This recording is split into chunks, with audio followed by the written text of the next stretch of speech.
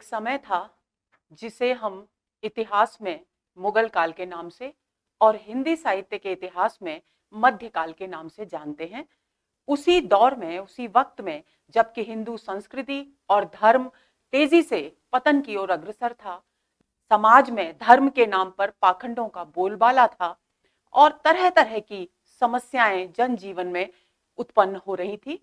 ऐसे समय में एक ऐसे महाव्यक्तित्व का जन्म हुआ, अवतरण हुआ कहना चाहूंगी, अवतरण हुआ, जिन्हें हम तुलसीदास जी के नाम से जानते हैं। इससे पहले कि मैं सत्र शुरू करूं, मैं श्री राम परिवार का स्मरण करते हुए, उन्हें श्रद्धापूर्वक नमन करते हुए, महाकवि तुलसीदास को नमन करते हुए इस सत्र का प्रारंभ करती हूं।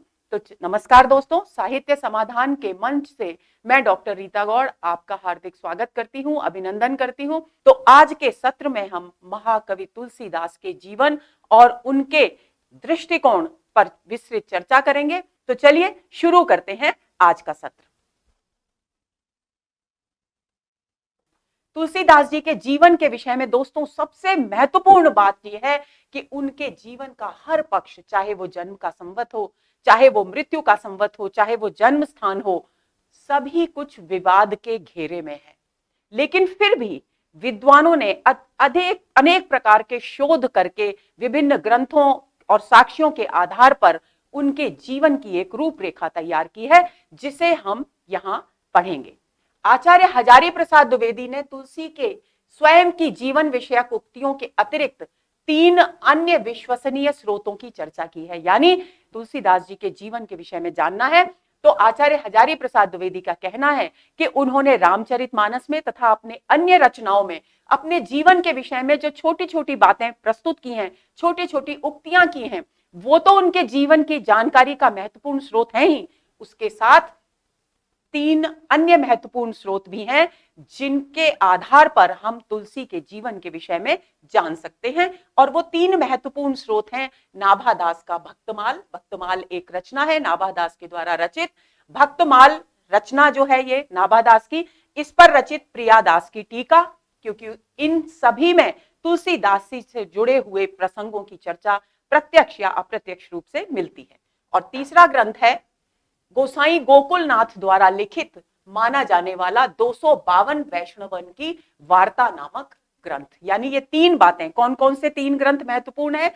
तो सबसे पहले महत्वपूर्ण है तुलसीदास जी के जीवन के विषय में जानने का स्रोत स्वयं तुलसीदास जी की विभिन्न कृतियों में प्रस्तुत की गई, अभिव्यक्त की गई उक्तियां। उसके बाद महत्वपूर्ण है नाभादास का भक्तमाल, उसके बाद नाभादास के भक्तमाल पर प्रियादास की टीका, और तीसरा ग्रंथ है गोसाई गोकुलनाथ द्वारा लिखित माना जाने वाला ग्रंथ 252 वैष्णवन की वार्ता। अब इन सब ग्रंथों के, इन प्रमाणों के आधार पर, इन साक्ष्यों के परिप्रेक्ष्य में विद्वानों ने जो निष्कर्ष निकाले हैं उनकी यहां हम चर्चा कर रहे हैं। जन्म संवत विषयक मत, प्रमुखतः 3 मत जन्म संवत के विषय में प्रचलित हैं। ये सभी आपको इसलिए जानने चाहिए दोस्तों कि कब कौन सा प्रश्न किस तरह से पूछ लिया जाए उसके विषय में हम निश्चित रूप से नहीं कह सकते। इसलिए अगर हम जन्म की बात करते हैं तो हमें जन्म के विषय में प्रचलित सभी मतों को जानना चाहिए और उस पर सर्वमान्य मत कौन सा है वो भी जानना चाहिए। तो पहला मत जो है जन्म संवत के विषय में वो है बेणी माधव और रघुवर दास की का मत, जो मानते हैं कि संवत 1554 यानी 1497 ईस्वी में जन्म हुआ तुलसीदास जी का। शिव सिंह सेंगर मानते हैं कि संवत 1583 में यानी 1526 ईस्वी में जन्म हुआ तुलसीदास जी का।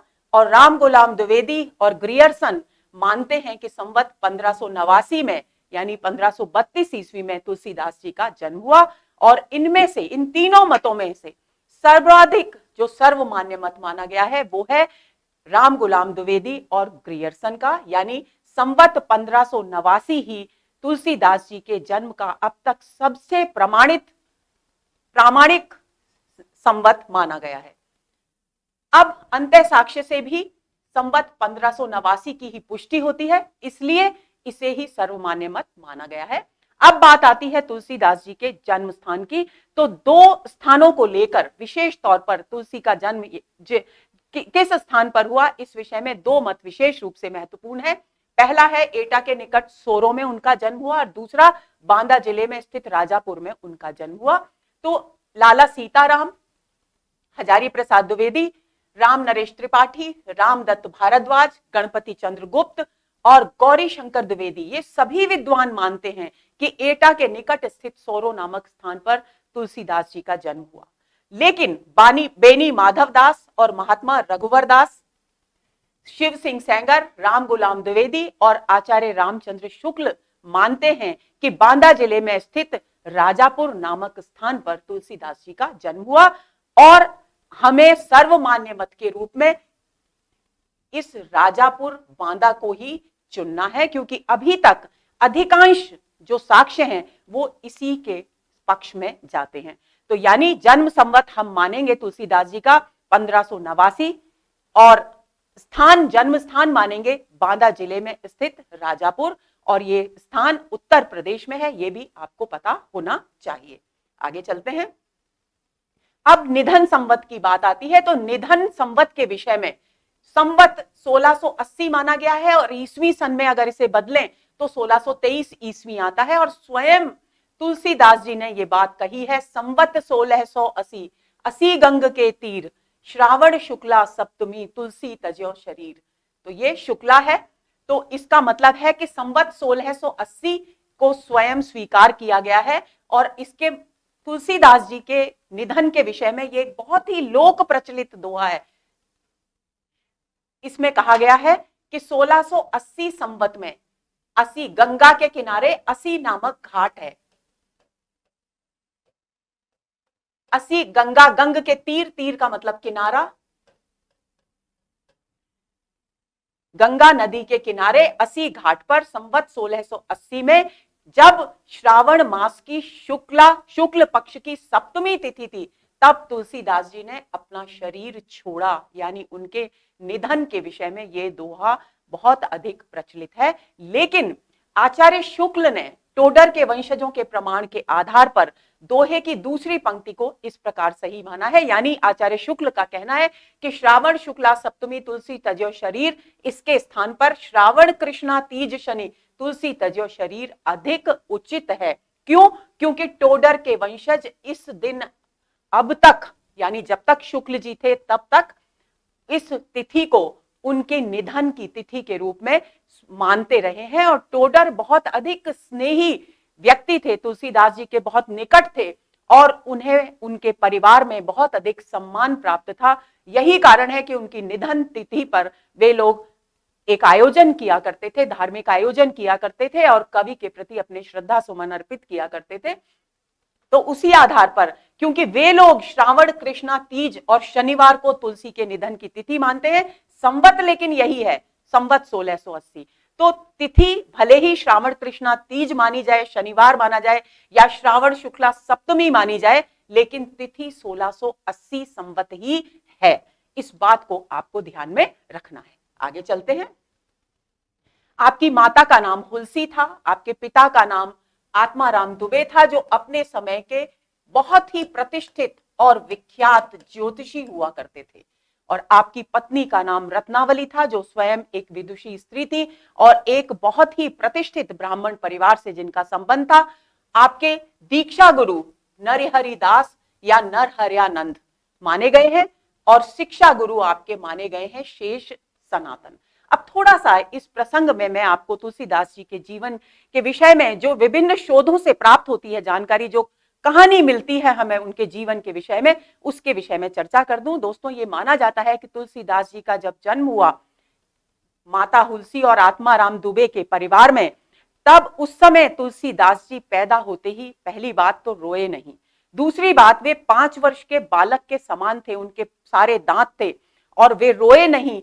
तो ऐसी स्थिति में, क्योंकि पिता ज्योतिषी थे, तो उनके मन में अनेक प्रकार की आशंकाएं उत्पन्न हो गई और उन्हें ऐसा महसूस होने लगा कि ये पुत्र नहीं बल्कि कोई राक्षस उत्पन्न हो गया है। और इस भावना से प्रेरित होकर वे उनकी, यानी अपने पुत्र की उपेक्षा करने लगे। उनकी माता यानी तुलसीदास जी की जो माता थी हुलसी, उन्हें पिता का ये व्यवहार पुत्र के प्रति अच्छा नहीं लगा और उन्होंने अपने यहाँ एक सेविका थी मुनिया, जिसका नाम था मुनिया, एक निर्धन स्त्री थी, उसे पालन पोषण के लिए तुलसीदास जी को दे दिया और वे अपने घर वापस लौट गईं। 3-4 वर्ष बाद मुनिया का निधन हो गया और मुनिया के निधन के बाद तुलसीदास जी बिल्कुल असहाय, अकेले और अनाथ हो गए। तब मुनिया के परिवार वालों ने समाचार भेजा आत्माराम जी के पास और कहा कि आप अपने पुत्र, मुनिया का निधन हो गया है, आप अपने पुत्र को स्वीकार कर लें। लेकिन आत्माराम दुबे ने अपने पुत्र को स्वीकार करने से इनकार कर दिया।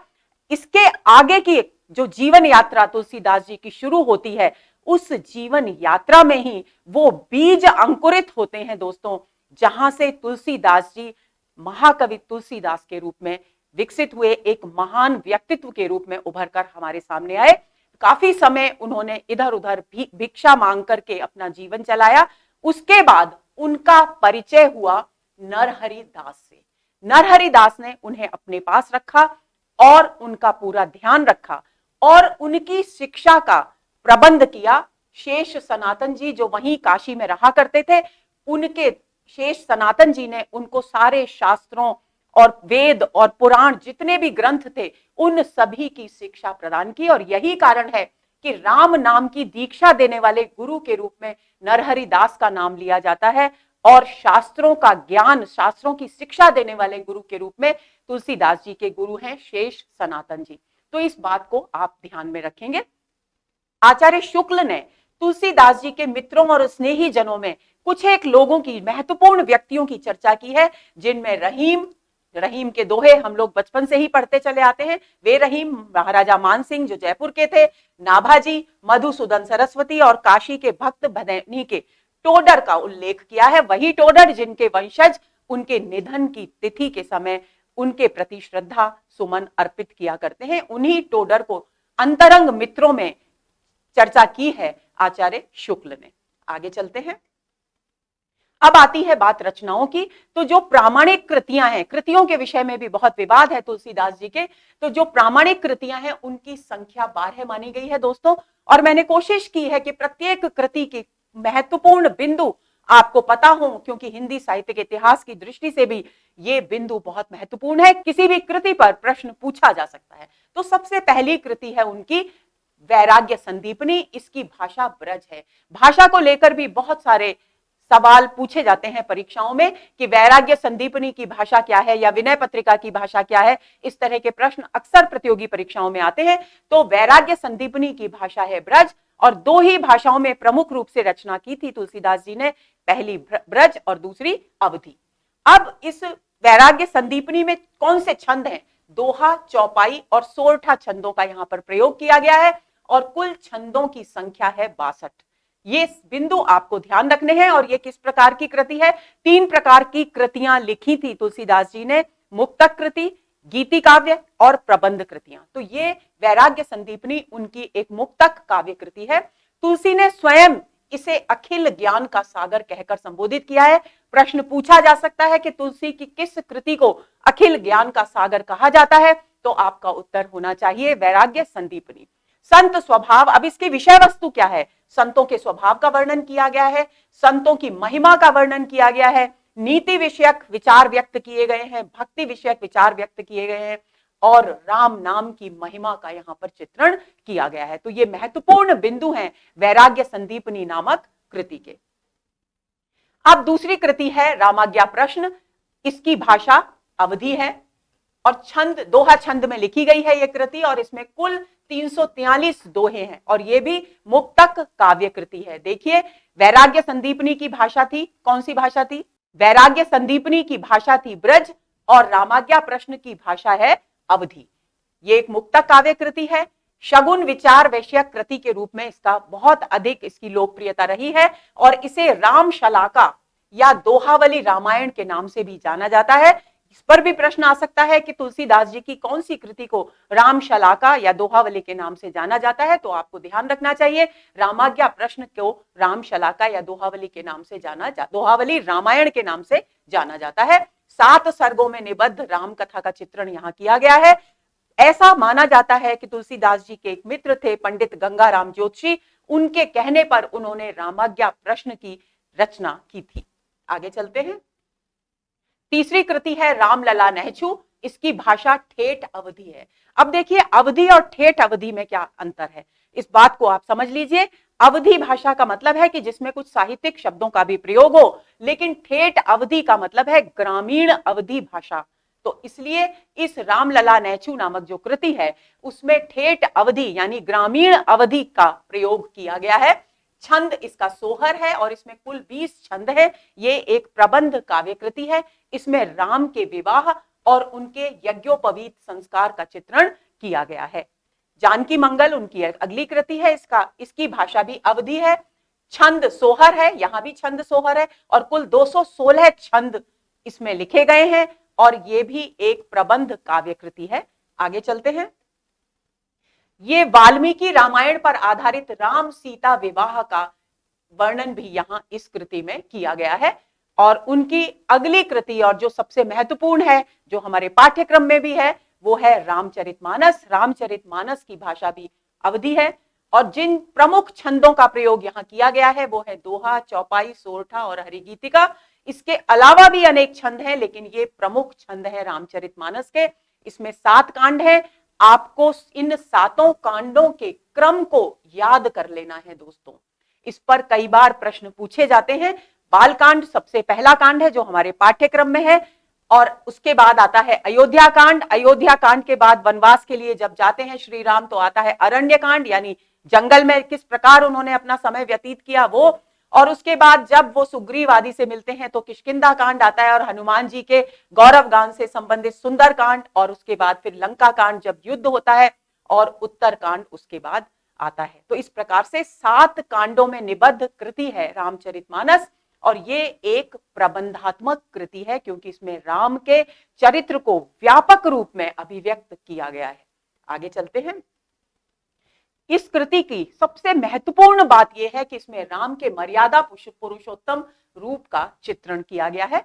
तुलसीदास जी की अगली रचना है पार्वती मंगल। इसकी भाषा अवधि है। इसमें छंद कौन से हैं? मंगल और हरिगीतिका छंदों का प्रयोग किया गया है और छंदों की संख्या है 164 और ये भी एक प्रबंध कृति है। इसके बाद अगली कृति आती है कृष्ण गीतावली। इसकी भाषा ब्रज है। ये एक पदबद्ध रचना है। इसके पदों की संख्या है 61 और ये एक गीति काव्य है, यानी इसके पदों को गाया जा सकता है। वृंदावन, ऐसा माना जाता है कि वृंदावन यात्रा के दौरान तुलसीदास जी ने इस कृति की रचना की थी। बाबा में बेनी माधव के अनुसार चित्रकूट में सूरदास के तुलसीदास से मिलने के बाद ये कृति तुलसीदास जी ने रची। ऐसा माना जाता है कि जब चित्रकूट में विराजे थे तुलसीदास जी, उस समय सूरदास जी उनसे मिलने आए और इस मिलन की घटना के घटित होने के बाद तुलसीदास जी ने ये रचना लिखी। इसमें कृष्ण के बाल चरित्र, गोपिका, उनके गोपिका प्रेम, मथुरा गमन, भ्रमर गीत वर्णन आदि का वर्णन किया गया है और इसमें भगवान के लोक रंजक रूप का चित्रण किया गया है। ये ध्यान रखेंगे आप। रामचरितमानस में जो श्री राम का चरित्र है वो क्योंकि मर्यादा पुरुषोत्तम चरित्र है तो उस चरित्र के लिए शब्द प्रयोग में आता है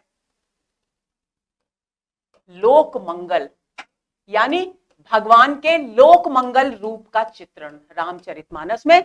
लेकिन कृष्ण गीतावली में भगवान के लोक रंजक रूप का चित्रण है। 2 प्रकार के रूपों का चित्रण यहां भगवान का किया गया है, लोक मंगल रूप और लोक रंजक रूप। आगे चलते हैं। गीतावली अगली कृति है। इसकी भाषा ब्रज है। ये भी पदबद्ध कृति है और इसमें कुल पदों की संख्या है 328 और ये भी एक गीति काव्य है। रामचरितमानस के चुने हुए प्रसंगों का यहाँ चित्रण किया गया है और 7 कांडों में निबद्ध राम कथा यहाँ वर्णित की गई है। यहाँ इसमें भी 7 कांड है, लेकिन कथा का वो प्रवाह यहाँ नहीं है जो रामचरितमानस में है। रामचरितमानस के केवल चुने हुए प्रसंगों को यहाँ 7 कांडों में बांधकर प्रस्तुत किया गया है। अगली कृति है विनय पत्रिका। भाषा इसकी ब्रज है, ब्रज भाषा में लिखी गई है। अक्सर प्रश्न परीक्षाओं में आता है कि विनय पत्रिका की भाषा कौन सी क्या है, तो आपको इसे भूलना नहीं है। विनय पत्रिका ब्रज भाषा में रचित कृति है और रामचरितमानस की रचना अवधी भाषा में हुई है। आगे चले। इसमें भी पद हैं, पदों में आबद्ध कृति है ये और इसमें कुल पदों की संख्या है 289 और ये एक मुक्तक गीति काव्य है। ऐसा माना जाता है कि कलिकाल यानी कलयुग, कलयुग ने एक तुलसीदास जी ने जब राम भक्ति का प्रचार करना प्रारंभ किया सर्वत्र, तो लोगों के दृष्टिकोण में परिवर्तन आया, लोगों की धर्म के प्रति आस्था बढ़ गई। तो ऐसा माना जाता है कि तुलसीदास जी को कलयुग ने धमकाया आकर के कि इस तरह से अगर तुम चलते रहोगे तो ये अच्छी बात नहीं होगी। तब तुलसीदास जी ने उस स्थिति से भयभीत होकर राम के दरबार में अपनी मनोव्यथा को अभिव्यक्त करने के लिए, अपने मन की पीड़ाओं को अभिव्यक्त करने के लिए ये पत्रिका रची कि क्योंकि वे इसे राम के दरबार में रखना चाहते थे, यही कारण है। और इसमें तुलसीदास जी के सारे विनय के पद हैं, उनकी दास्य भाव की, भक्ति भावना की अभिव्यक्ति हुई है यहां। यही कारण है कि इस कृति को विनय पत्रिका के नाम से जाना जाता है। विनय एवं आत्मनिवेदन के पद हैं। आत्मनिवेदन के पद कौन से होते हैं? जहां कोई भी भक्त ईश्वर के प्रति अपने आप को पूरी तरह से समर्पित करते हुए अपनी पीड़ाओं के विषय में बताता है, अपने आप को बहुत हीन मानते हुए ईश्वर की कृपा को का आकांक्षी अपने आप को बताता है, वही आत्मनिवेदन के पद होते हैं। तो इसी प्रकार के पद यहाँ विनय पत्रिका में रचित हैं। और राम की भक्ति, राम के प्रति जो भक्ति भाव है वो भी यहाँ अभिव्यक्त हुआ है। अगली कृति है दोहावली, इसकी भाषा भी ब्रज है।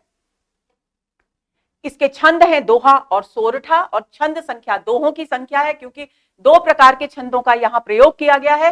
दोहों की संख्या है 573 और सोरठा है कुल 22। इस प्रकार कुल छंदों की संख्या हुई 595 और ये एक मुक्तक रचना है।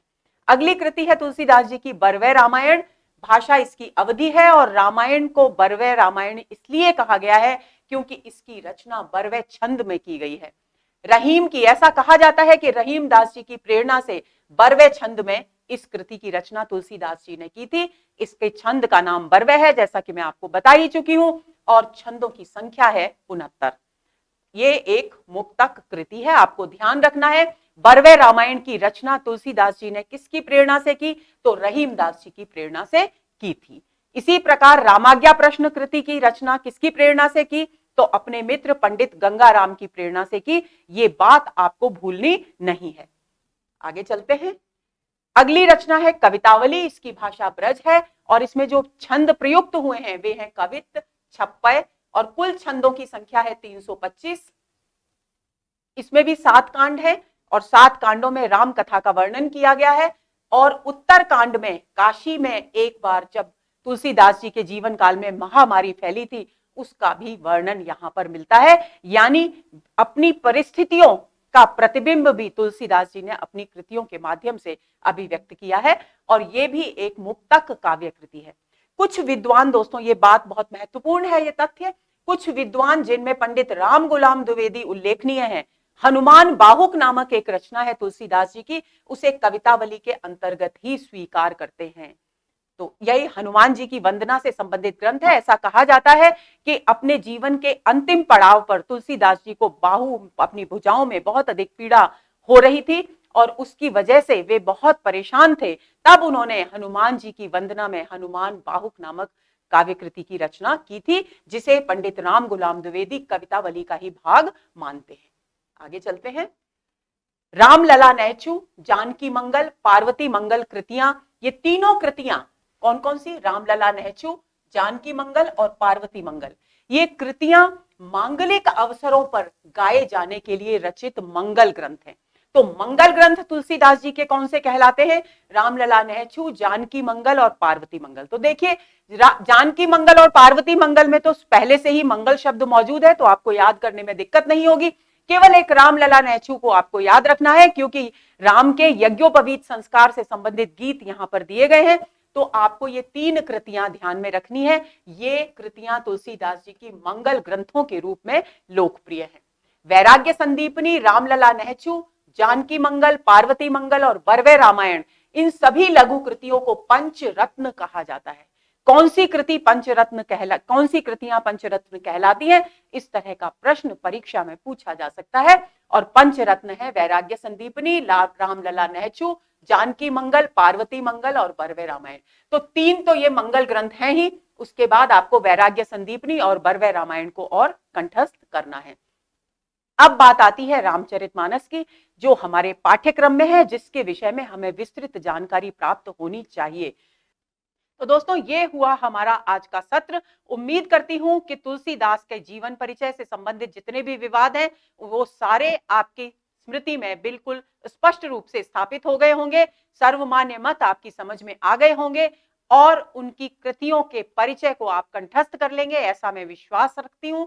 और ये प्रश्न भी आपके लिए बहुत ही अच्छे मार्गदर्शक साबित होंगे, इस विश्वास के साथ आपको शुभकामनाएं देती हूं और अगले सत्र के इंतजार में रहिए, ताकि और अच्छे प्रश्नों के आनंद आप ले सकें और अच्छा मार्गदर्शन आप प्राप्त कर सकें। नमस्कार।